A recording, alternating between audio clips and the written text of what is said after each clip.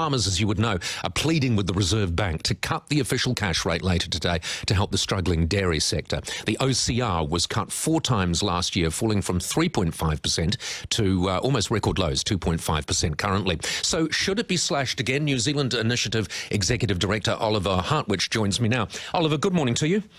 Morning, Paul. Well, there's nothing as reliable as a group of economists, and 17 out of 21 economists polled by Reuters believe that the Reserve Bank governor will hold rather than drop. Do you agree with them? Well, Paul, when have economists ever been wrong? I mean, an 81% majority, you can't really beat that when it comes to economist polls. But seriously, I think my colleagues are probably right, because there are not enough good reasons to cut interest rates at the moment, because the economy is still growing. We're expecting growth around 2.6% this year, so it doesn't really seem to be a crisis out there.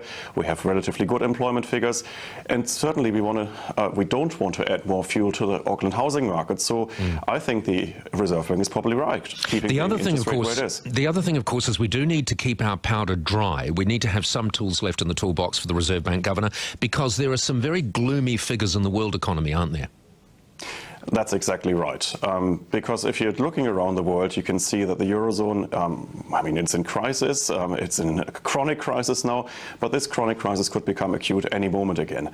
We are seeing some worrying developments in Japan, of course, where Abenomics is not working, where Japan, a couple of weeks ago, for the first time, actually sold a 10-year bond at negative interest rates.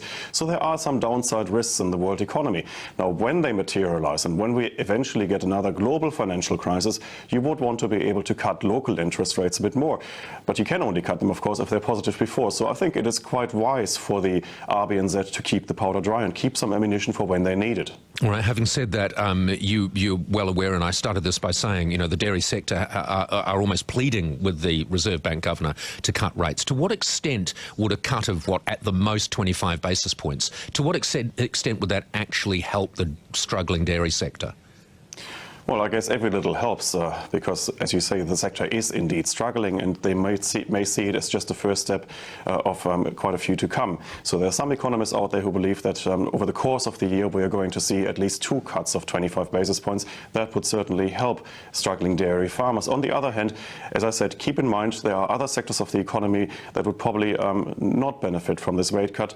I'm particularly thinking, of course, of housing. We really don't want to see an exaggeration to continue in the Auckland housing market.